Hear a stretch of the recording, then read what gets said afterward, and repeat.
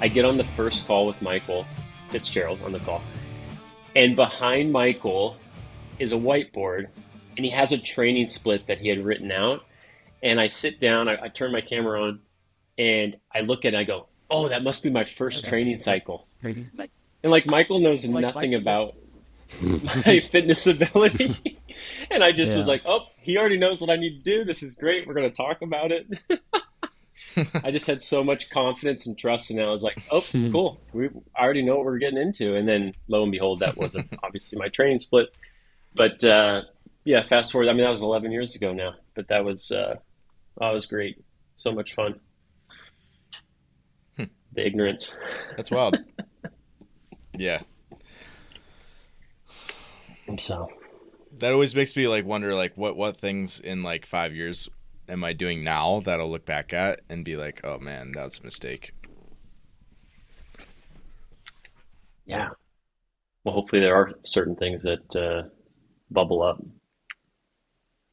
I will, interestingly, just because I was thinking about this the last few days, as you mentioned, you want to talk about effort and intensity. I had some calls with coaches the past week, and of course we started talking about that a lot on these calls. And I was thinking more about it. I was like, a lot of programming and coaching is an act of like effort management. Like you're trying to manage effort across the session, across a week, across the cycle. Like that's a lot of what coaching is. It's like, how do you appropriately manage effort? And then, adding the human element into it, how much emotional stress, work stress, all these stressors that are influencing the cognitive fatigue, which you guys talked to Mark Cora a lot about, and looping that into your decision-making process. So it's a very fascinating topic because it's actually plays a huge part into programming and coaching. Have either of you like, or would either of you consider implementing any of like those like mental fatigue, like pre-fatigue stuff for competitive athletes? Or is that like more like the way I've thought about this is like, I think more about it as like, how could I reduce someone's cognitive load, as it's really important that they compete or training is going really well or getting like into taper mode, that like what can we do to like get ahead of work so that you aren't fatigued. But I don't necessarily, I've not played around with like trying to introduce more cognitive load to people intentionally. Yeah. And like Marcora would have mentioned, right, the training is the largest cognitive load you're going to experience. The training itself creates the largest form of cognitive load. And that's why the removal of exterior cognitive load works, because it'll freeze up more room for the training to occur. And like the easiest example is you just add stressors to your life that are non-conducive to the training. And there's unlimited examples of this. And the training will go worse. The athletes will fatigue quicker. They'll seem like they're not adapting quite so well. Just from a change in schedule. That's it. Yeah. So like maybe I could ask this a different way. It's like, okay, I'm 32 years old and I'm a competitive CrossFit athlete. And at a certain point, I'm going to have to start reducing the amount of workload or sessions that I'm doing in a week. I actually think Makora specifically said this. He's like, you could, in someone with like a high training age, give them more mental tax essentially. And like, that would be a way that you could like incur more fatigue without doing it in a physical manner. And to me, that is not the route I would go down. I would try to almost do the opposite for those people. And I think I provided an example of what I think would be beneficial to you if you were like strapped for training load, so to speak. If you're kind of, I can't manage any more training load because I'm, 36, 39, and I'm 15, 16 years training age into CrossFit. Yeah, you have to, and it's a long discussion, but a simple example is that I would use is that, you strategically place some of your hardest work capacity things in a place where you don't want to do it. Like, so schedule it in the week or after a work day or after a time you don't want to, right? So that would be the mental fatigue training component that would not really increase, the physical load, but it will increase the cognitive load. And like I said many times that, like whenever I run seminars, I usually, as much as possible, I try to run as soon as it's over because my brain is cooked and I just go for a run and I'm like, phew, this is weird. Like I'm just tired, mentally really tired, and I don't want to stay engaged. But that's like an easy way of trying to squeeze more out of the lemon. Whereas for myself, I've recognized that I actually can't tolerate much running training anymore for how much I can do. So yeah, you have to think of it in different ways, right? So you would go, all right, let's start implementing heat training with you, because that's another way of doing the same training and trying to get a little more out of it. Maybe, for yourself, you may go, all right, well, let's just play around with blood flow restriction training, right? Let's do that to see if I can get a little bit more out of the time I spend. Right? That's what you're doing. You're tinkering at the edges. And then obviously if you are at a high training age, the real thing you're doing is refinement, right? Trying to become tactically smarter, and trying to become like a little more intelligent in what you're doing, but then also realizing, that you are at your peak, and so you should stop trying to do 20 sets of squats per week. You're not going anywhere, right? Like you're gonna fight like hell for 5 pounds, and what you're gonna do is have an injury that takes you out for 6 months. So what you really should do is just be satisfied with where you're at and try to maintain it, and try to do the least amount of lifting possible to maintain it. That's hard to sell. Well, you got to explain it. Because you have to think of it and go, what do you think you're actually capable of squatting? And people will be like, I don't know, 5, 10 more pounds. And you go, and what is that going to get you? Yeah. What is that going to get you? It's not going to get you anything, right? But if you keep this up, you're not going to be able to compete at all. And what's that going to get you? You're going to lose everything.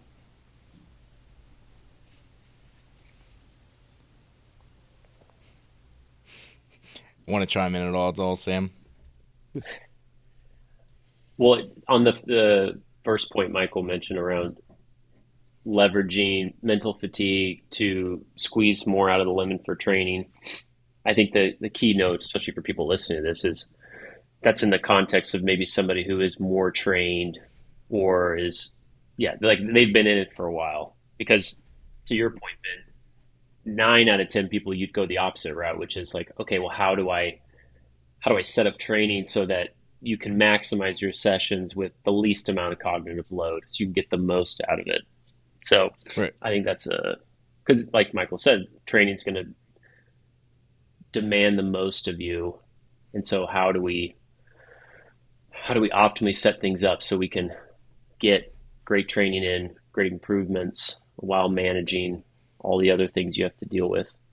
And to one of those initial pieces you mentioned, Ben, I think that's something that I've done differently in the last few years, because I think a lot more about it now, is making subtle adjustments to training given how life circumstances or stress are manifesting for clients. Like I have one of my highest level competitors who has a stressful job and he trains a lot and he's young and resilient, but even him, when work is picking up, like I start seeing how, actually Steven Seiler mentioned this, is a researcher that Michael knows, and I think you guys mentioned on the podcast with Mark Gora. There's like this sentimental baseline that people have with how they talk to you and how they respond to training and their results. And then when you start seeing like little blips, that's, like potentially a red flag. But you have to, of course, analyze that in relation to like what's the baseline. He used this example of a professional cyclist, Abrahamson, who I think he won a few stages. My son's trying to break into my office. And he always would respond with like, I feel great. I feel strong. I'm crushing it. Even though some of these rides he was doing were like beastly, but he just had this really positive perspective on his feedback. And then one day he was like, yeah, I feel kind of tired today. And Siler's like, that probably means he's really, really tired. Somebody would say that. And so I would say that's something that I've probably become more attuned with clients, is paying attention to that and making little adjustments based on that to keep them moving forward as best I can. Yeah. I think maybe I can segue this into our what I had wanted to get you two on here to talk about, and that's like, I think each athlete like has a slightly different baseline for where they're gonna like report their RPE being, and that might be skewed up or down a little bit relative to maybe what I would expect, or how I personally use it. But as long as you can kind of see trends relative to how they enter things, then you can start to see through it a little bit more.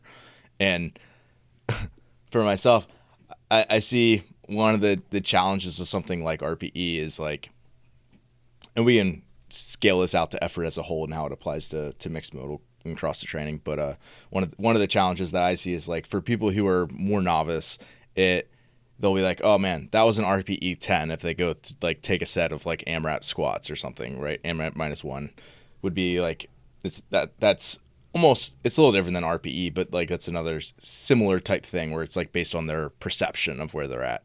And it's like, they say they're at a 10 and I'm like, you probably could have done another 5 squats at that load. And then it's like, but until you've gone to like what a true 10 is, it's almost like they don't have that reset back down to like to show them like how far you actually are from your potential. And I think the same thing happens in different environments if you're doing, a Metcon too. It's like they think that they did that at a truly 100% effort, and it's like until you've actually done 100%, you don't actually know how much you have left in the tank. It's not a question, but it's an interesting observation that I've experienced with a lot of people. Michael has a lot of thoughts on this. Yeah, we're done. Yeah, you got 6 weeks. Yeah, no, first off, I would just say with beginners, right, when you're talking about 100% effort, like the easiest way to show them that is usually through resistance training, right, and creating muscular failure. And then on the other side of it, but then trying to have them understand that, like if they get onto an echo bike and ramp it up as high as they can, and if they're not trained, they may get a really low wattage or really low peak RPM, but you would go, that's your max effort. That's max effort for you right there in this context. And then resistance training, like getting towards failure on a single, or like failure on a set of 15, that was max effort at this point. But then trying to have someone understand what 10 minutes on an echo bike, as an example, would be for a max effort will require training. Right there, the first time they do it, they may give you their best effort, right? But it's not going to be their max effort. So the only way to really get that is you're going to have to train someone to do it, right? Yeah. They'll have to train themselves to get to a point to even be able to express that.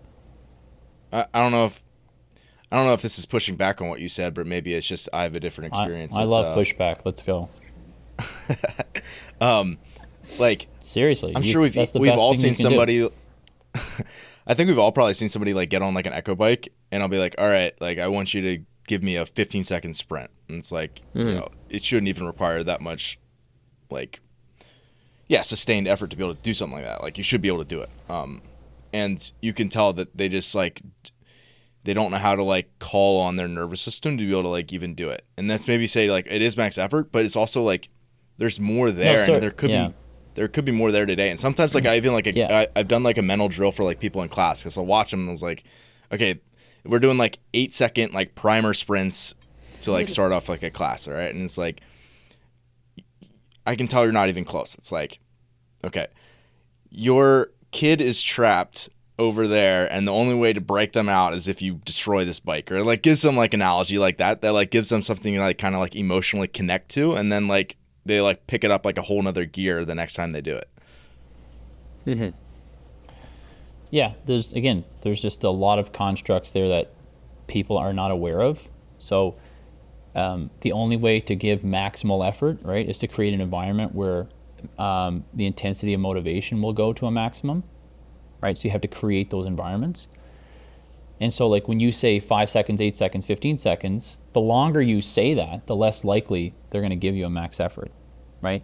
Because 5 seconds is an easy ask and there's no apprehension. 10 seconds is a little more. And so they're starting to question it. 20 seconds, they're like, oh.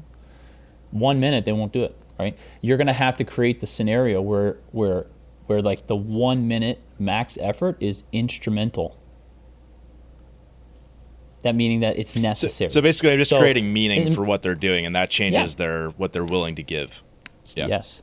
But I also would say that I'm trying to remember exactly what you said here.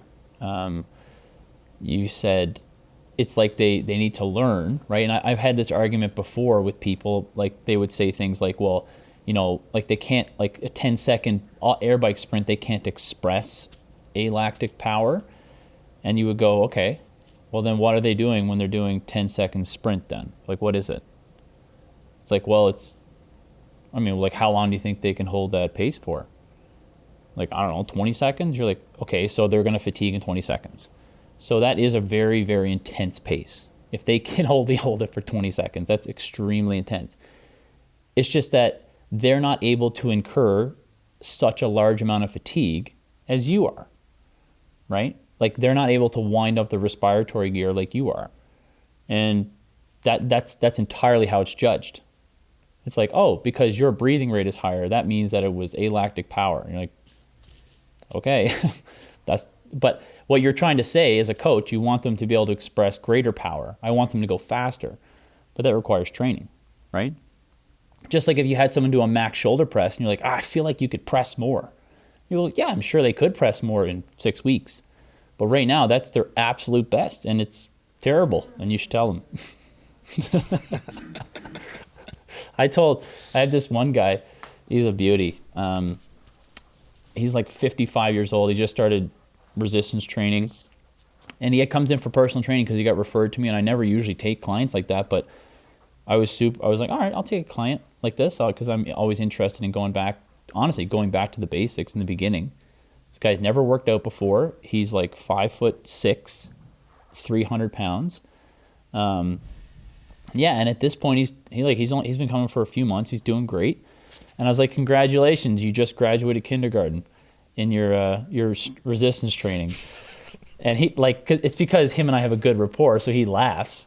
And then I pointed at like one of the girls at our gym, and I was like, just so you could look at her, she has a PhD basically. So we have because he was like, that was heavy. I'm like, yeah, that was good for a beginner.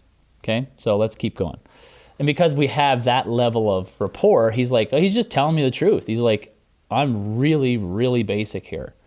And I have a lot that I can get better at. And so for him, that kind of motivates him, right? I'm talking to him that way because I know that motivates him.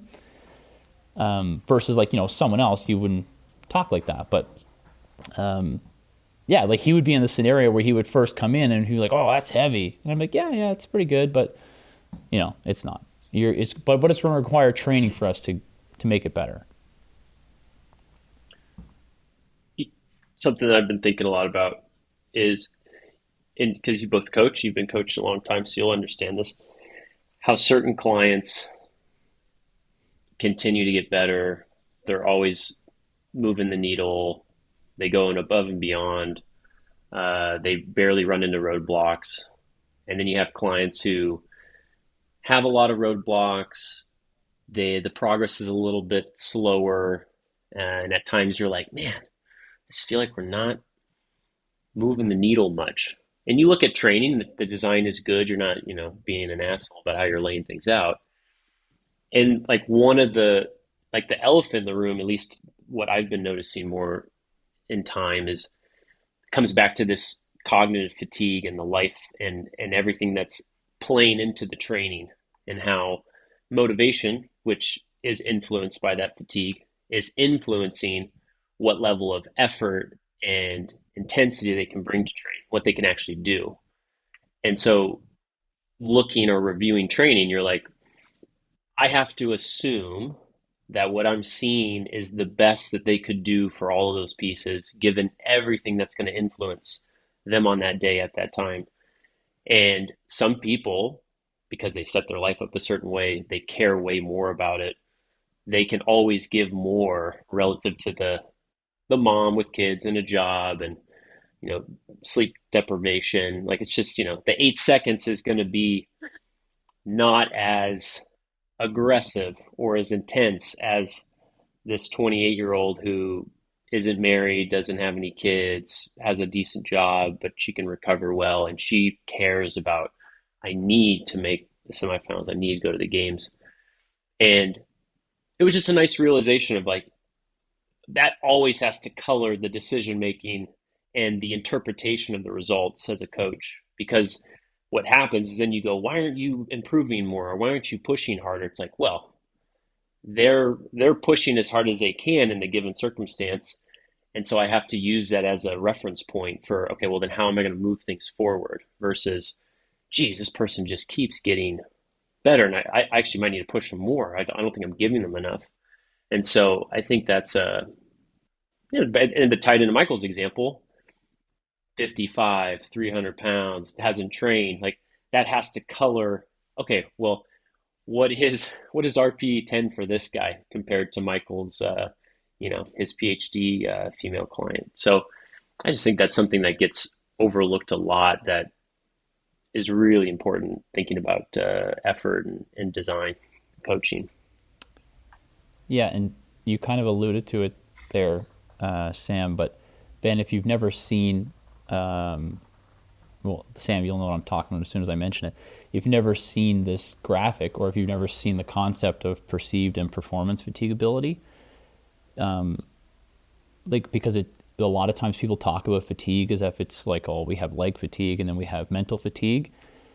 And again, the better way to think of it is like, no, you have fatigue. Now, what kind of fatigue is it? Right? It's not mental fatigue and physical fatigue. It's fatigue. That's the symptom, is fatigue. And where is it coming from? Right? The fatigue could be coming from your front squats. The fatigue could be coming from your lack of preparation in your schedule. Right? And then what Sam was talking about, what we've been talking about, is that like when someone says, like, notice how like both of these things will cause decreased performance. You don't eat enough food, so you have low glycogen levels, right? That's performance fatigue. You don't sleep enough, right? So mentally you're fatigued when you start the session and you have an elevated RPE before you start the session. That will reduce performance, right? Because they're both symptoms of fatigue, but they're coming from different parts, okay? But they're not disconnected, right? It's just some types of fatigue are much more performance-based and some types of fatigue are much more perceived. But most types of fatigue are a combination, right? But either way, those sources create the symptom of fatigue.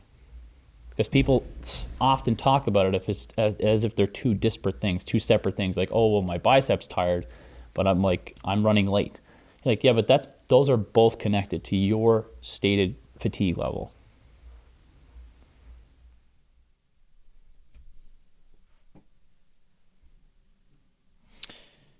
Sam, I feel like you've I see a fair amount of maybe relative to other coaches. I see a fair amount of like your designs, just like snapshots on socials and stuff you bring up on podcasts and things. I feel like the way you've written, the way I've seen you prescribe, exertion, RPE, whatever you want to call it, for clients has probably like shifted in the last, I'll let you speak on it, but in the last bit. How would you just say it has changed and like why? I think the thing that's changed the most is I probably use more language for helping people achieve the type of outcome I want in the training piece. And a lot of that is kudos to Michael, because Michael, as we talked about at the start of this, was like my first real coach mentor in fitness. And so part of his evolution has trickled down to me. And as I saw things change and how he approached it, and of course I'm a curious person by nature, I start looking into that more and more. Um, and a case in point is I had a talk with a coach about this a few months ago. Like I used to write percentages like 85, 90%. Well, what does that even mean? Yes, Sam, that's actually what I wanted you. That's what I remember. I used to write that when we first Of started course. working together, and I remember that in like the last email you'd sent before we took a break. Um, Back then was like, and I'll never forget the 80 whatever I wrote, 85, 90% high effort Yeah. Yeah. or something like that, because that's what I would Hmm. you very commonly use. Anyway, sorry to interrupt you, but that's funny. It makes me remind of that. Yeah. But it's like you push on that a little bit more. Like what does it mean? What's it in relation to? Because of course any client who thinks a little bit will go, well, what's 85% of what? Of like a 1 minute max test, of a 10 minute, of a 20. And so it almost can confuse people a little bit. And so I was like, okay, well, how can we use language in a more productive way to get them towards the outcome I want? And so, yeah, like repeatable effort or high effort, those have been, or consistent, or easy, smooth, fast, for quality. So just using language in a more effective way. I think that's one. Yeah, I think that's one way I've changed how I look at that side of coaching.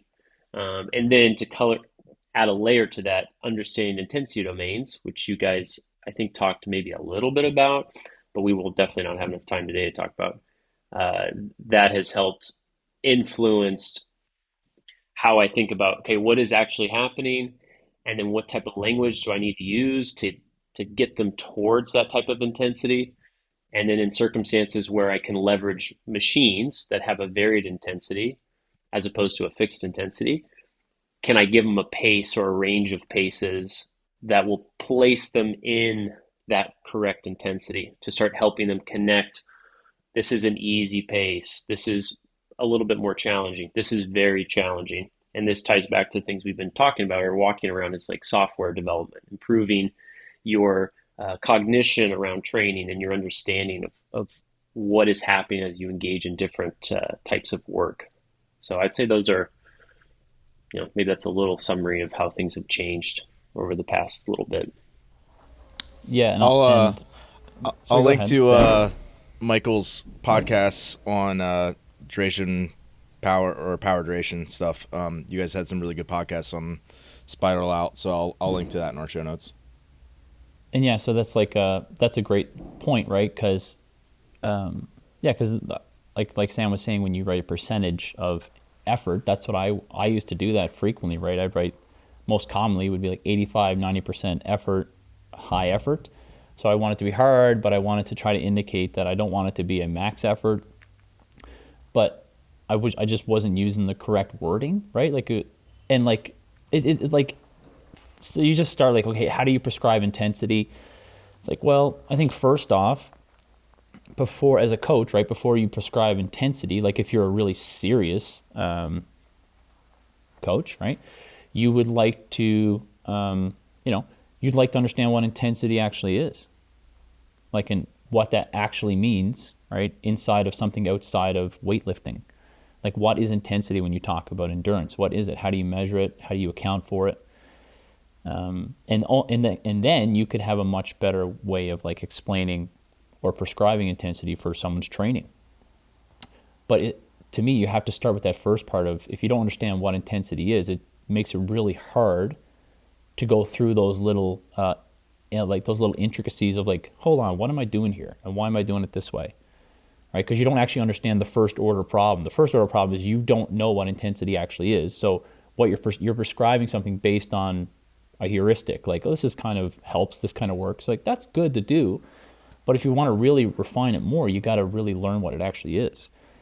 And like almost all things in training, right? The way I try to do it with my own practice is like incremental refinement or incremental changes, right? So I try to look at something I'm doing, or that I don't like what I'm doing, or I don't like some part of it, or I feel a little off. And you try to make an incremental improvement, right? And like the simplest example is instead of writing 85, 90% high effort, I would change it to, I want this to be a high, very high effort, but I want it to be a repeatable pace, or a very repeatable pace, or I would write non-repeatable. Basically, this is a max effort sets. And people are like, well, what the hell? What's the difference? Like, some people would just scoff at that and go like, well, what's the difference? Like, what does that matter? It's like, but it matters to me because I take this seriously and I'm trying to master this thing that I do. And I know it doesn't matter to you, but that's because you don't care about it. Okay. I was just going to say, I mean, there's, for every athlete that I have that is like, wouldn't care about that, I'd have several on the other side of it that would really appreciate the level of care and thought that went into that. And I'm not even really talking about the athletes that would care, because I think the athletes don't really care. They just want to make sure they're understanding what you're asking. They want what's appropriate. Yeah. Yeah. I mean, if there's coaches listening to this going, what does this matter? Why does that matter? Oh, they can tune in. Right. Yeah, but I mean, those same people would be like, well, what does it matter? What's the difference between intensity domains and that graph that starts with the XY axis and it has phosphocreatine, glycolytic, aerobic? What's the difference? Well, there's like literal worlds of differences, but you don't understand. So you just nod it and go, I don't care. Right? But what I'm trying to say is that like the way you make progress and the way I make progress in training and like an athlete makes progress is incremental, right? So the athlete like focuses on the movement. I have to get better at this aspect of the ring muscle up. I have to perform better at this. That's how I'm going to get better at 30 for time. You as the coach have to do that in your own craft, going, what am I writing here? What is this? That's actually not that good. How could I change this? How could I get a better expression of my own ideas? How could I convey what I'm trying to say better to the end user, which is my athlete? How can I do that? Right? And then how can I think through better designs? How can I do that, right? We ask the athlete, right, to refine and upgrade and improve, right? But you, the coach, have to go through the same internal process of looking in and going, what am I doing? What's missing here? What should I do? How should I do that? And then go do it, right? Versus if an athlete had that problem, you as a coach wouldn't have a problem thinking, well, that person doesn't want this. Like, they're not interested in getting better. They're not doing the drills I'm asking them to get better at the ring muscle up. So obviously they don't want to get better at it. But coaches scapegoat that and just don't even accept that responsibility for themselves and go, if I don't know this, it's not on someone else, it's on me. Like I can't just go, I don't care about understanding what moderate intensity actually is. I can just throw that away. Like, okay, well, but that's a tell.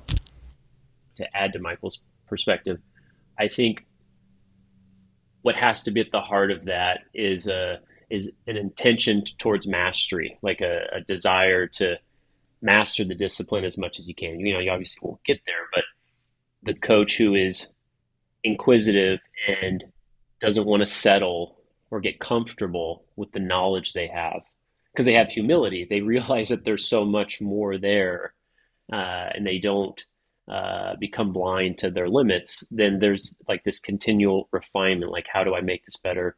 What am I missing? And I think that's what makes it a much more enjoyable and worthwhile process. And it's more complicated in CrossFit because there's so many things going on. But it applies to all sports and performance. And so I think for the coaches who are pursuing mastery or trying their best, they're gonna maybe take that path that's a little bit more uncomfortable, because you're gonna have to continually question your approach and tools to keep making them sharper and more effective. Yeah, I think the cop-out that a lot of people in our space have is, and maybe not in our specific circles, but in our community as a whole, like CrossFit, it's, we'll just do it at max effort. It's like, you don't need to prescribe this because it should just be as hard as you possibly can. And I don't even know if that's worth talking about really, because none of us believe that's the case, and no other discipline is how professionals operate. But at the same time, I think that's I mean, that's very prevalent still. Well, I think intensity is not like mutually exclusive from uh, being conscientious about your pacing or the approach to your training. Like I think that's what people jump to is they think, well, if you take your foot off the gas or if you slow down, you're not getting intensity or you're not getting an appropriate dose. Like if you want to get good at this, you have to be really intense. You have to really push it. But if you look at any literature, like pacing is just the allocation of effort across the entirety of the task, like strategic allocation of effort across the entirety of the task. Like the best in the world. I guess my point then would be like you always want it to end at a 10, essentially, right? Like Yeah, it 10 doesn't matter if relative. it's a 20-minute. Yeah, yeah. Again, and this is already getting confusing, but yeah, I guess like relative to the task and the duration, trying to maximize your power output across it is maybe how they would think about it.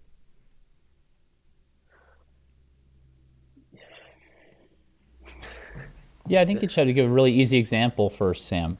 Just give an easy example of a test. Like just use a single modality and just go, okay, let's do a 2K row, right? That's a simple, more simple test. And you maybe just say, Ben, we know your pace is going to be X. And then you explain to the individual, I want you to try to hold this pace, right? And if they're inexperienced, like 500 meters in, their RPE is not going to be at 10, right? Their RPE is going to be probably, 6 or 7. So this kind of feels somewhat hard. But the learning aspect, right, from doing the test, and this is the curse of knowledge, right? You can't go back in time. You can't go back in time and unlearn what you've just learned, right? You can't do it. So I get, well, like maybe you sort of can. You could probably you could do it like me, where I haven't done a 2K row in 12 years, so I'm almost I've almost unlearned it. But the point being, right, is that once you learn and you download that info of how the rise in RPE occurs over time on the 2K row, you can't unlearn it. And so therefore, next time you do it, you're already going to start anticipating and planning. And you're going to see more road signs on the way along the 2K row and be like, oh, okay, that one. You're going to get all these indicators. Whereas the first time you did it, there were no indicators. There was nothing going on. There was just like, I got to do this. I'm going to go. And you may end up getting a really great time, right? But the experiential learning aspect of doing it, the next time you do it, you have all of this baggage in your brain. You're like, okay, now I kind of know what to think, how to feel about this. I know that at this point, this is what it might feel like, and I'm okay with that, and blah, blah, blah, blah, blah, right? But even that test alone is challenging to truly master, but it's a simple example of, I hold this pace, and then, see if you can do that for 2K. And by the end of it, the beginner is probably going to be at a 10 out of 10 RPE, right? But the challenge there, which Sam mentioned already, right, is that the range of intensities that can occur on a rower are really high, right? And so the individual can adjust in real time their pace to make sure that they can finish the task. They can adjust it. They can go faster, go slower, whatever. With CrossFit stuff, there is no option, right? You either do the reps or you take breaks, right? There's no adjustment in pace. It's work and rest. And the adjustment in pace comes in, how long is the rest interval? When do I take the break? Right? It's there's totally like no different. pace gradient for like chest to bar. Exactly. You just do them at the pace you do. Yeah, you have to imagine a 2K row held at whatever pace is almost a straight line in terms of power output until the finish line, with some stochastic stuff going on and some changes at the end. Probably a little faster at the beginning, probably a little slower at the end if you probably do it right, because you probably can't pick it up at the end. Or maybe you can, who knows. With CrossFit, it's not like that. it's like you have different heights of bar graphs, and then it goes to 0 because that's a rest period, and then you have a different height of a bar because it's a different movement, and we don't know the wattage, and then we have blah blah blah, and then you have a finish line, and you're like, this looks way different. You're like, because it is way different. That's why it's way different. But each one of those bar graphs is unsustainable in nature, which is why you're seeing a pacing pattern like this. And again, that there's a lot in that little thing there. But if you really want to understand, to me, if you really want to understand what's happening and why it's happening, you would have to be able to understand why I just said that. Which is one of the reasons why we're talking about exertion and not heart rate zones or other things, is because like with CrossFit, like so much of that stuff, so many of the tools that work for traditional sports just get thrown out the window. Yeah, heart rate's tough in CrossFit. Yeah, it's not useless, right? It's not useless. It's just it's hard because it's not a constant load thing, and that's the challenge, right? You could probably use heart rate with like a max set of wall balls, or like you're just doing the same movement over and over, right? If you're not changing conditions, it might be a pretty good indicator. And for people who aren't familiar, right, the reason it's a pretty good indicator is because heart rate is half of the cardiac output equation, right? Heart rate, right, times stroke volume gives cardiac output, and cardiac output is oxygen intake. That's what it is, right? That's what they're effectively measuring in terms of taking oxygen in. You're taking that oxygen in, it's going to the blood, right? And the greater the cardiac output, the greater delivery of oxygen to the muscles to utilize oxygen. And so that's why heart rate is a sort of good indicator. Many times, specifically in monostructural stuff, it's a really good indicator. But it's not perfect. And you can't break it down in zones because heart rate isn't intensity. Heart rate is trying to be a proxy for intensity. But that's different than saying it is intensity. That's different. Right? You're trying to get an idea, but because some people go, oh, I was under 150, that means I'm in. That's not what that means at all. Yeah. But at least you're trying. That's like modality specific. At least you're trying. So like, for example, you're saying it's one side of the equation. Like if you're running, you're going to have a certain heart rate, and that's going to correlate to a certain cardiac output. If you're swimming, because your body changes orientation and you're using different muscle groups, that's going to change cardiac output. But then again, so you're just changing the equation if you're doing different modalities, and if you're doing that constantly, because CrossFit's always have all these different movements in it. Yeah, well, the variable that's impossible to measure is pressure. Right, that's the difference with swimming and running. Right, you're going to have much larger, like peripheral vasoconstriction. I believe, in terms like how they're going to do it, but there's going to be a lot more pressure in the system to try to get the blood back to the heart if you're standing versus you're lying down. Right. It's a lot easier to get blood back to the heart if you're horizontal. If you're vertical, right, the blood has to be pumped vertically against gravity back into, et cetera, right? So that's why you're probably going to have a higher heart rate standing, and the blood pressure might be a bit higher. But again, and then you start adding bracing with front squatting, and so there's a lot, right? There's a lot. And so that's why if you want to be able to zoom in to something like that and just like really go, holy shit, there's a lot going on there. But then you got to zoom back out and go, all right, that's unsustainable work. That's what's happening here. That's like the fundamental starting point. The set of 15 front squats is doing this to the person, and their respiration rate is going up like this, and they're thinking like this because what they're doing is unsustainable. That's the start. That's literal starting point understanding of intensity. Can you keep doing this for a long time without a continual, fast, significant increase in RPE? Yeah. Well, what you're doing is probably sustainable. Can you not do that? I can't. Okay. Well, what you're doing is unsustainable. That's the literal starting point to me. And what I mean a long time, I mean minutes. Can you go minutes of doing the exact same workload without any appreciable increase in RPE? Yeah, then it's sustainable. If you're like, well, yeah, it was sustainable. It's like, but dude, you did 40 seconds of wall balls. I said minutes with no increase in RPE, or basically no increase. Yeah, I think it's really hard to project that. Heart rate is is because it's a proxy, people can start outsourcing the most important component that they have available, which is their perception of effort. And so they start to use the heart rate as the surrogate for perception of effort. And so it's like, oh, I'm at 170, this is too high. And now they're losing connection with, well, how do I feel at this moment? Where do I need to be in 2 to 3 minutes in this piece?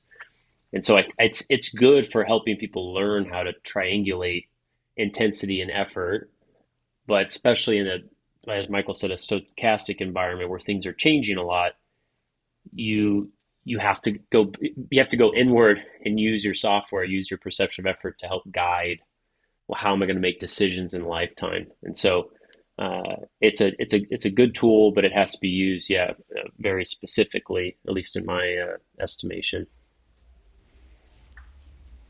Yeah. I always like these conversations because you, like, again, you should want to go deeper and deeper into like the fine grain of it. And so you just think of a task or a test you give someone, right? So again, just because, well, Sam sort of does CrossFit now, but Ben, I think you actually do CrossFit. You actually compete I in actually CrossFit? do Yeah? CrossFit. Yeah, Yeah. Ben's legit. Yeah. Okay. I don't. So we have a gradient here as well. I don't do it. Sam kind of does it, and Ben's doing it. But when you do a novel task, whatever it is, just think of something that's 15 minutes long, right? You have a whole bunch of things going on, right? And it would be, as you being a coach, right, and you being an educator, Ben, it'd be interesting for you to like dialogue it, like afterwards, just like really overthink it and overdo it. And just rewatch a video and like dialogue the whole thing and write it out and go, yeah, I know. Like after my, let's just say it's like the workout 14.4 with the 60 cal row, workout. 50 toes to bar, 40 wall balls. 30. So when you're going through that, right? Why are you breaking and why are you making the breaks, right? You're like, okay, well, I took a break on the wall balls because I really want my shoulders for what? Yeah, well, for the bring muscle ups. And you're like, yeah, but you made that decision because that's an experiential learning, right? You not only have like your real time, right?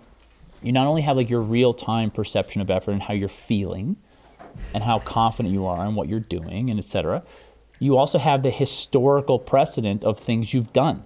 You have the historical previous experience of RPE in maybe this test or in that movement, or you have, and so like there's so many things that you are almost unconsciously calculating and doing, and then you have this impulse to take a break, and you're like, I should take a break, right? So the end result is I'm just going to take a little break here and there, and it looks really simple, but if you were to able to like actually see all the processing going on inside you, it's a lot. There's a lot going on because if you're a smart, intelligent competitor, right? You're making all of these little decisions based on all of this previous experience. And oftentimes the people who are best at doing that don't know how to articulate it. Well, and I just read that last night in an article I was reading. Sorry, that Sam. like some of the like I read one of the things they were mentioning in terms of mental fatigue is that individuals that have lower, and this was actually a recent study, that have lower, like they assessed like I don't know, a cognitive, I don't know how they worded it. It was like basically said lower intelligence were less likely to become mentally fatigued because they don't suffer from paralysis by analysis. They just do it, and they learn how to do it, and that's it, right? They don't in the real time like overanalyze it and get anxiety about thinking about it, and then make themselves tired from just overanalyzing. Sorry, Sam. 2 points. One on that. Phil Mickelson's a famous professional golfer, like probably the best golfer in the Tiger Woods era that wasn't Tiger Woods. I was going to say, don't you dare say he's better than Tiger Woods. What? No. Come on. Yeah, not even close. Yeah, no. Anyway, so they were interviewing him once, and Phil has been known to be very analytical with how he approaches golf. And Phil said, which I think this comment holds a lot of weight in a lot of disciplines with respect to performance, is Phil said, if you want to be great at golf, you either have to be very intelligent or very stupid. Like you have to be on the extremes. And That so, probably applies and to CrossFit thinking, to a degree. yeah, I was just going to say, like, you can be a Brent Fikowski or you can Oh, here be we go. somebody else. Somebody else. You should have just said Ben. You'd be like, oh, you could be Ben. Just You like, could be Yeah. if you're gonna big. throw anybody under the bus, just throw Ben under the bus. Oh, man. I mean, I think a Yeah. nice way of saying like stupid is saying like people who just are more intuitive with it, right? They're like Yeah. anybody who's at a Yeah. high level, like a CrossFit Games athlete, they're not like they've figured out the equation to like their success, right? Like Well, you don't and get my to that other level point- without being that way. My other point is, I think you just answered your question, Ben, about when you were asking about how people in CrossFit assume that you need to be at an RP 1,000 by the end of the workout. Is if you actually look at high level competitors, they don't do that, and they're calculated in how they break up a piece of work or approach a piece of work or how they set themselves up so that at the right moment they know what they need to do to execute appropriately, or if they have to do more work that either consciously or unconsciously is influencing the amount of effort they're giving. Like, oh yeah, I have to do 4 sessions today. Well, you're not going to blow your load on the first, 20-minute piece you're doing in the morning. Like it's held back a little. But because their fitness is so high, those outputs for, maybe a more mortal CrossFitter, like, wow, they're going so fast, or they're so strong. It's like, yeah, but relatively speaking, it's not that intense for them. I mean, that's another conversation. But I think just to circle back to that point is if you actually look at people at a very high level, not that they're not mailing it in, they're still working really hard. Like you can attest to this, Ben. But there's this there's this software component, this intuition, this analytical perspective that allows you to get more out of your performance because it's required at any Yeah. sport at a very high level. Yeah, I did a piece earlier in the week that was an old Fitness at the Coast workout because that's what I've got coming up. Start tomorrow actually, but and it was like a 15-minute AMRAP. I did it at slightly sub-maximal and like within 5-8 minutes. Like I was working really hard. I was like, in discomfort by the end of the workout, but 5-8 minutes later, I was pretty normal. Like back to close to the baseline. I did some intervals yesterday that were like echo bike sprints into burpees, and I was like, for 4 hours afterwards, I was not the same physically or mentally. And it's like knowing when to do that too is important. And knowing that it can't be all the time. Part of it is the ability of the athlete to elicit that much power and fatigue, and also the design. Like, how are you designing the Right. piece such that you could elicit that amount of power? Because I would say the qualifier, well, granted, the motivation's not as high because it doesn't count. It's not going on the leaderboard. So you're going to hold back a little bit. But like if that was for a score, granted, you would qualify easily in the elite without mangling yourself. So you'd probably hold back a little bit. But those sprints, yeah, those are, thinking about it from an intensity lens, they were probably like really high up in the severe intensity, maybe close to the extreme intensity domain. So there's just like a lot of fatigue that you're going to be experiencing, performance fatigue. And there's going to be a lot of muscles are going to be Lots of lot of lactate. lots of lactate, lots of ouchies. Yeah, Lots of, yeah, That's right. That's the CrossFit lingo. Oh, there's lactic acid explosion. yeah. Explosion. Seeping out of your ears. Yeah. Sorry, I just wanted to go back to that one thing when Sam was trying to tell some CrossFitters they're dumb. That's not exactly what he said, but either way, I think another way of thinking of it, right? Because I'm reading that article, going, well, I mean, that's not, because a lot of this happens, right? It happens a lot in just real life, right? So, some athlete could just be what you would consider hyper responsive to stimuli or hyper aware of certain stimuli, right? Like, let's just say you had a wrist injury, right? And you've had a wrist injury for 2 years, and now the wrist is fine, but you can't stop fidgeting with it, and you can't stop playing with it. So, do you care about your wrist more than the athlete who doesn't have the wrist injury because you fidget and think about it all the time? Or are you just hyper aware of your wrist and hyper responsive to anything going on in your wrist, right? So we start classifying like, well, they care more about the sport because they think about it a lot. You're like, no, maybe they're just collecting useless information. Do you ever think of that? Like, a lot of people collect useless information all the time. And it doesn't mean that it's wrong, right? Because that might just be their personality. And so they have to learn to decipher that. And then someone like Fikowski obviously figured out how to probably decipher it for himself.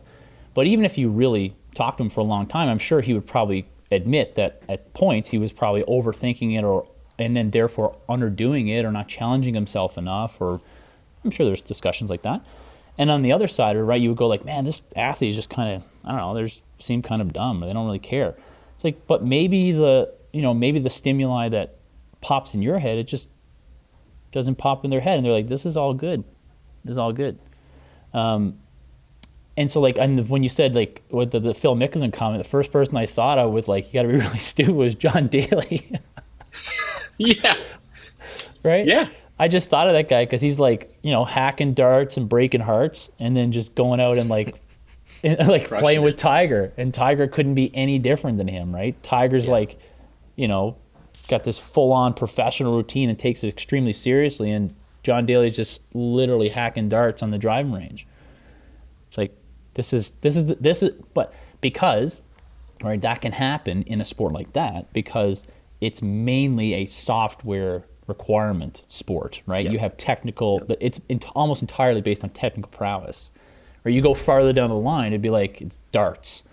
Like, or the next down the line is like it's chess. Like, how fit do you have to be to move the chess pieces? Like, the physical fitness aspect will be important to make sure that your brain functions optimally.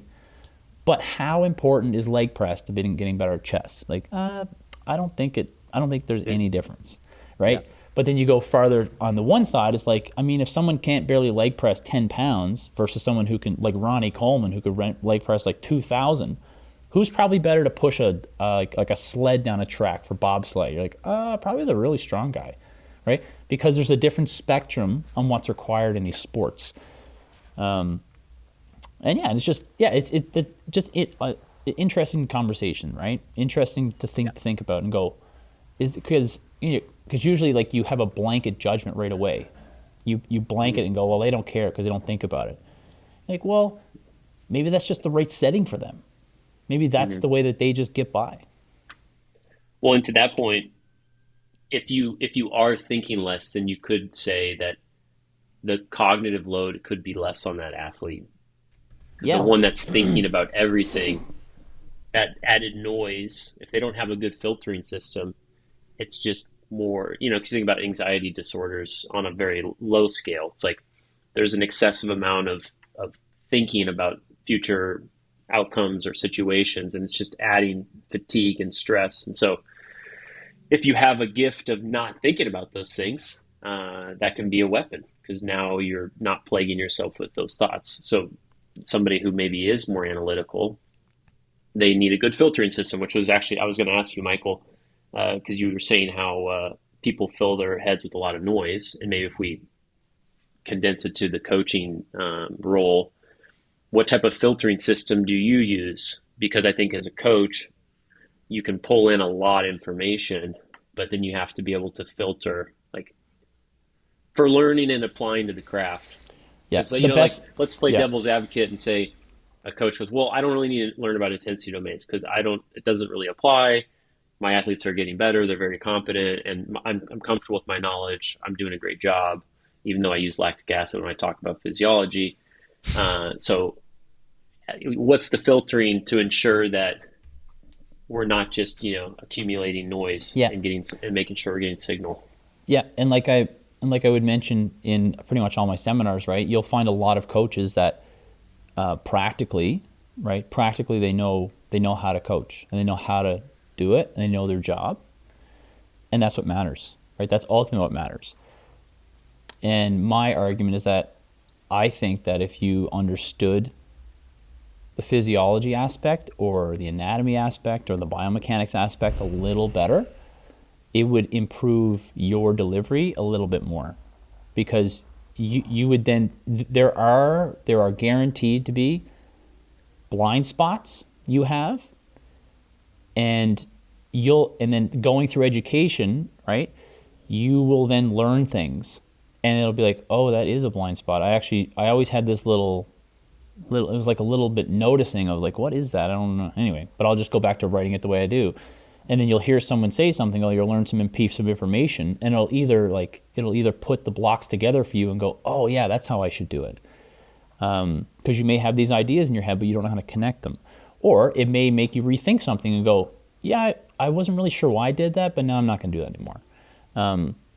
Right? That's the process of it. But for me, it's like I have these frameworks in my head, right? So when I read things, I'm automatically downloading it into this model I have in my head, right? So when I hear someone talk about whatever, I could hear someone say something about a test, and I'm going to automatically start filtering it through. Okay, what's going on intensity wise, and then you think about, okay, like what's going on in terms of like what's the goal of this person, why are they saying this, what's their motive, what's right. But when I'm saying that, it's like they're filtering into little buckets I have in my head as to where I collect the information.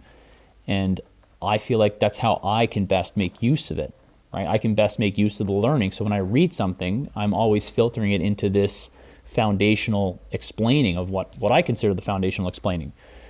And then from there, you just go with it, right? So that's basically like what my seminars are. It's like I'm just explaining my foundational models for how I understand things and how I take information in. That doesn't mean that remember what I said, how I take information in and what I think. That doesn't mean this is how you then do it, right? I'm trying to help people how to collect information, how to see things, right? Like you can see Ben's screen here is like down to like 128p, right? The goal is to like turn the screen up to like 480, 720, 1080, right? So you can actually see things more clearly. And then I think you can make a better assessment of what to do. And so just really, really simply, so you have to understand what intensity is, you have to understand what adaptation is, you have to understand what planning is and the limitations of the planning ability, and then you then have to start putting it together in like a decision matrix. And that's it. That's what I do. So I feel like earlier in my coaching career, I was only really good at writing designs that were for athletes who were similar to me. And I feel like the longer I am a coach, the better I'm able to serve clients who have similar goals to maybe other people, like maybe I would have had in the past, like, maybe just say they're getting as good as they possibly can, right? But like they have a different set of traits. I feel like one of the things that I try to do is to be able to serve clients ideally, regardless of what set of traits they possess. I feel like one of the things that I've struggled to do as a coach, because this is not the way that I just like my baseline is, like I am an analytical thinker, is coaching people who are not analytical thinkers. And it's like, if you're going to go into this piece, I don't want to say blind, but just kind of like based on your past experience and like you're going to go off feel more or less, like it's almost challenging for me to know how to coach that person best and to like advise them, especially like it's great if things go fine, right? But if you're not an analytical thinker and I try to put my lens of how I would analyze this workout, like just say we're going to redo it, right? First time didn't go great. We know we're going to make some adjustments, but I feel like if I give that person too much information or break it down in a way that I would, like, you're going to whiteboard it with two different options and this and that, right? Like all of a sudden they become overwhelmed. I guess just blankly, like my question for you two is like, for those people who are a little bit more intuitive, I don't want to call them stupid, like what things have been successful for you guys? Yeah, you want to go, Sam? Sure. It's funny you say that because when the coaches that I mentor, when I'm trying to teach them, trying the key word here, intensity domains and understanding intensity on a deeper level, they almost always ask me, "Are you explaining this to clients?" And I go, "No." Unless they're a coach who actually wants to learn and understand it, then I'm going to explain it and I'm going to use their training as a reference point. But for every other client, all that's going to do is they're going to lose focus on actually performing the task. And so I'm going to use language. Like this needs to be something you can sustain. This is, moderate, a little bit more challenging. So I'm just going to use words to, again, try to guide them towards the performance or the outcome that I'm looking for without trying to overwhelm them. Because I think that's a slippery slope where you start giving people, and you see it with very high skill movements, muscle ups or legless rope climb or handstand variations. You start giving people too many cues, even weightlifting, and they actually get worse because they're thinking too much and not actually performing the movement. So I'm very selective with what approach I'm going to take given the disposition of the person. I'll leave it there. Yes. Yeah, I mean, I guess that's no different than like people have different traits as athletes, like physical traits. You're going to give them adjusted designs to meet those traits and like to improve them. Whereas like, yeah, if you've got someone who is a very analytical thinker, that they like to, they have knowledge on this thing. It's like, okay, you might give them a little bit more. Yep. Yeah, you're just going to dialogue with them in a different way because that's the wavelength that you speak on. And I guess that's part of the job of a coach is to figure out how do you communicate most effectively with an athlete based on where they're at and who they are. Yep, 100%. Like even to give you an example, because I'm obviously more analytical, which is why I coach.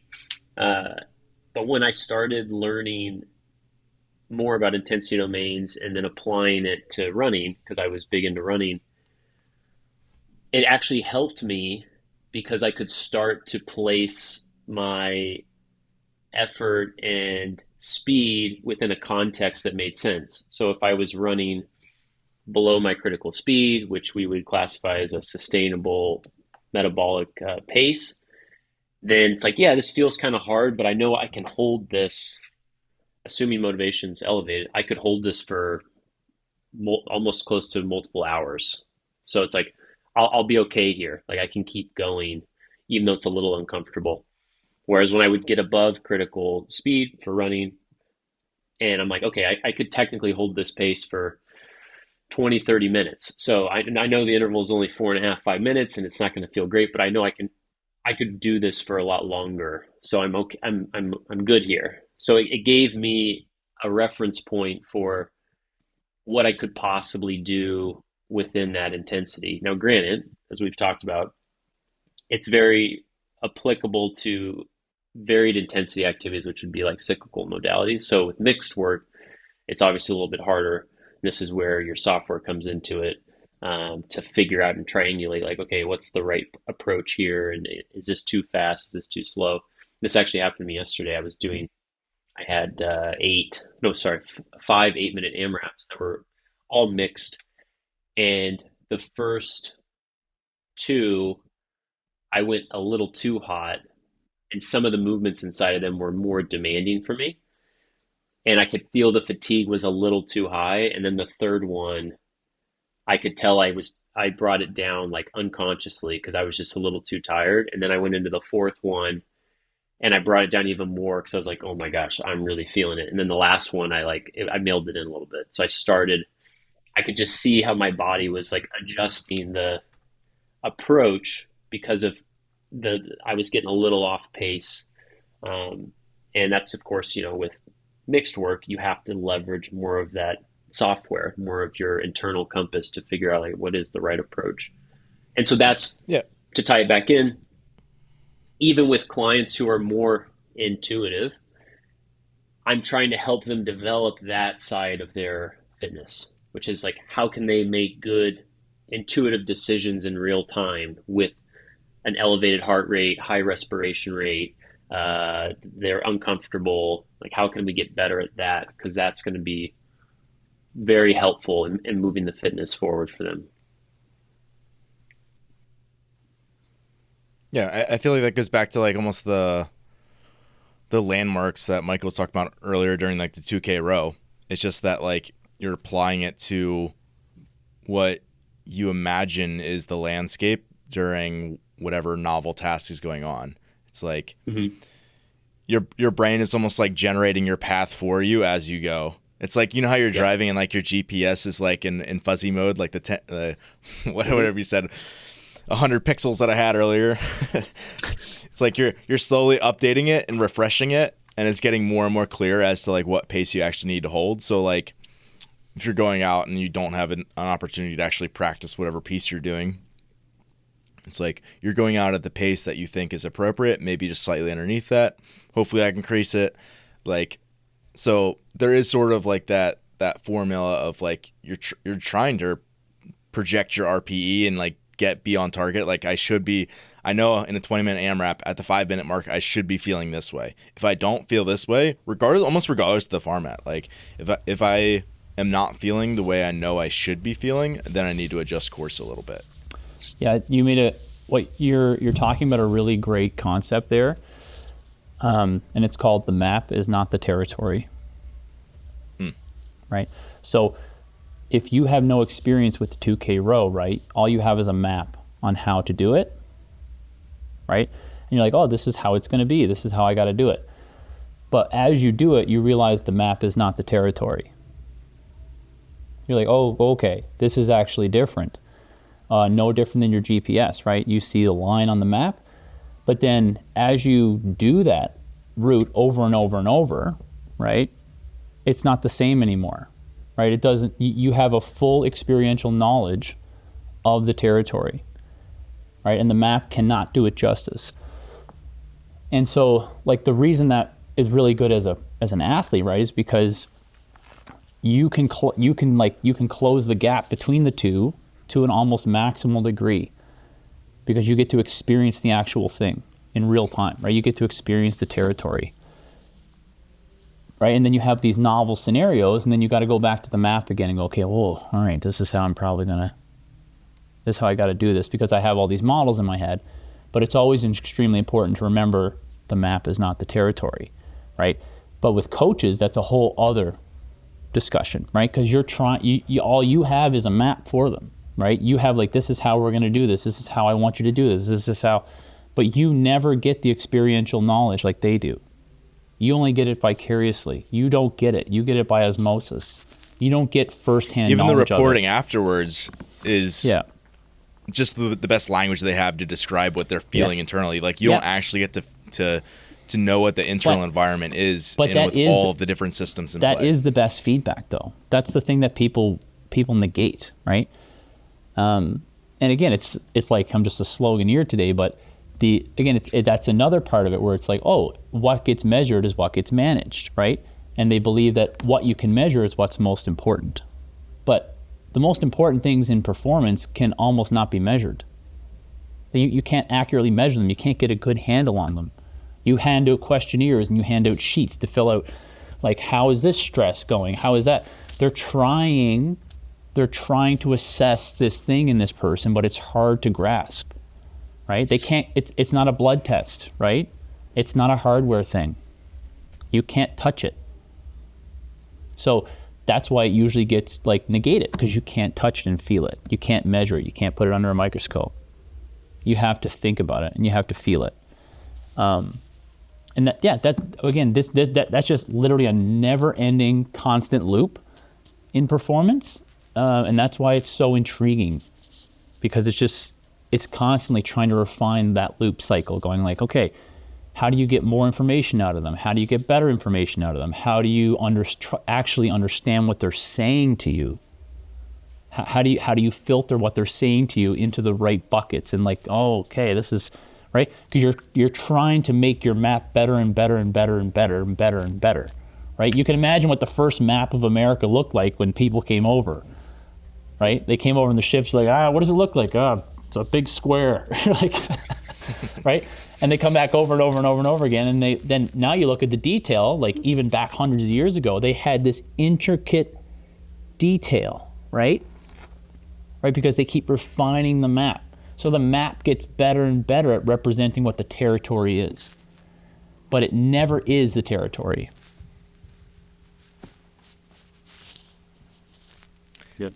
Yeah, I'm sure like a good chunk of like people coming and refining their map is them coming, right? Like them doing the thing.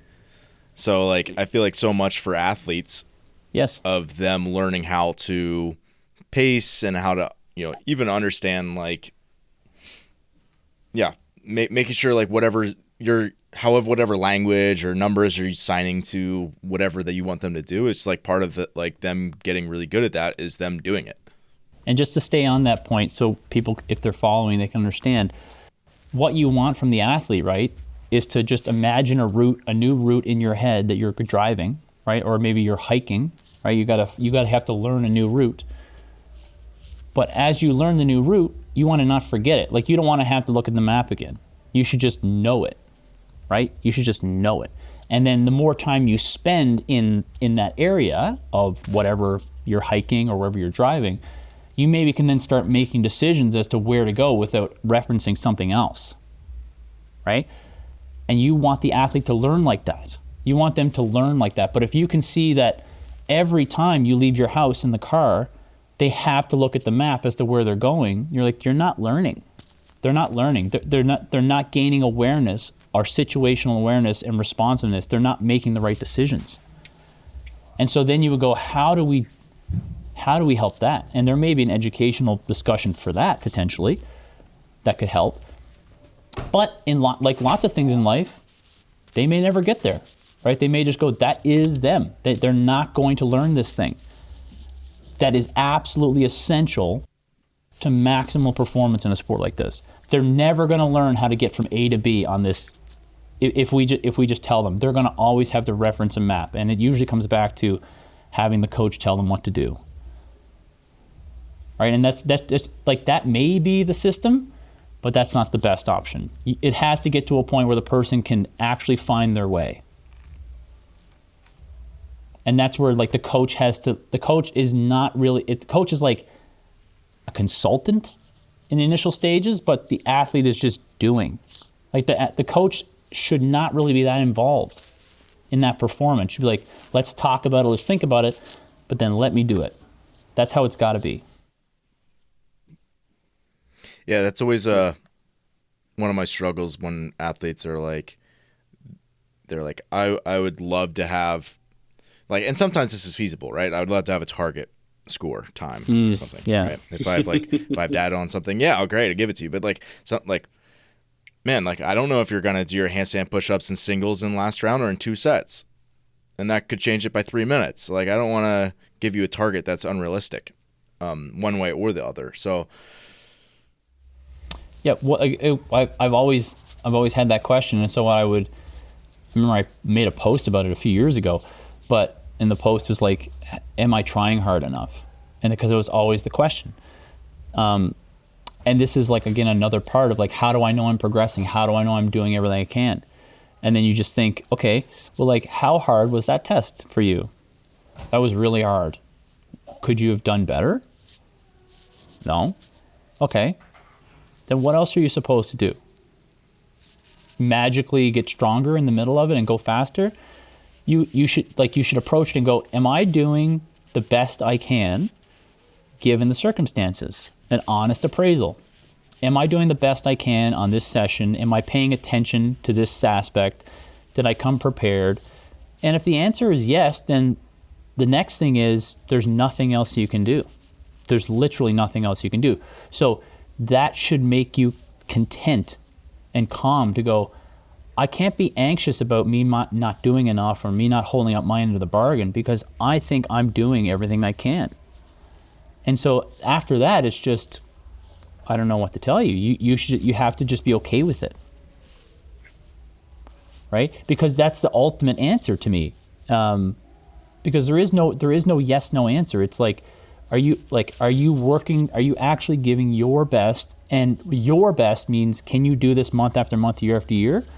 Yeah, you've been doing that. Well, then this is it. And that's all I want from you, right? That's all the coach can ask from you. You're doing your best.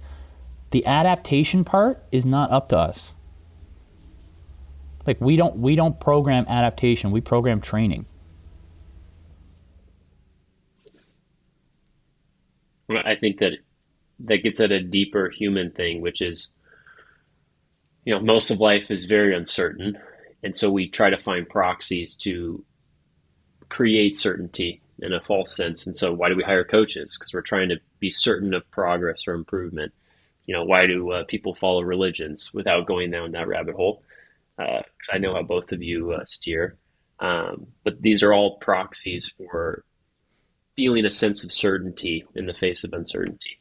And so to Michael's point, which is a great point, is helping clients go internally to make the decision of, I'm content with the effort, that was the best I could do, and I feel good about that. So like the internal compass is starting to guide them more effectively, and they're less reliant on outside sources for that certainty or reassurance. And I think that's a big part of coaching, especially with performance in mind. Because when you're out there, you're by yourself, it's just you, and you have to have that ability to guide yourself effectively so that you can walk off the floor and feel really good about the performance and the effort you gave and see it as a building block on your journey. And I don't think a lot of people think about that or coach that or walk away from their sport journey that way. So it's a big one.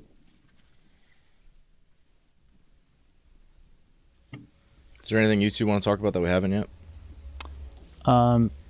No, I think I just wanted to make it clear that even though at times people may go like, oh man, he knows what he's talking about. I barely know what I'm talking about. That's what I would try to have people understand, is that I barely understand what I'm doing. I don't know how to do this perfectly by any means. And that's why I'm so interested in it, because I'm like, I really don't know. And I'm not sure. I'm unsure almost all the time. Right. So that's what coaches need to understand. I think that like you may gain confidence in some areas of what you're doing, and that's good. And you may gain confidence by learning things and trying to get a better understanding of maybe, what the territory actually kind of looks like.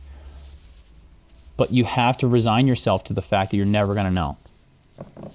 Ever. You're never going to know the territory because you only have the map. That's it. And your job is to just make it as clear as possible and make it as refined as possible. And that's just really hard to do. That's a lifetime of work to do that. And so coaches, I think young coaches should just understand that, like myself and Sam, and I don't know how long you've been coaching Ben, but it's like many years, and I would say Sam probably feels the exact same way. You're like, man, some days you're like, I don't really know what's going on here. And other days you're like, I feel pretty good, but then that just ebbs and flows. But the more you'll learn about it, the more you'll learn, you'll go, man, there's a lot here. There's a lot of stuff. So just to not get it twisted that I'm not, this is not definitive stuff. It's just, just constantly searching. Searching for a certainty. Well, thank you guys. I thoroughly enjoy these type of conversations, so thank you. Yeah, that was great. Yeah, thank you. Thanks, Ben. Thanks, Sam.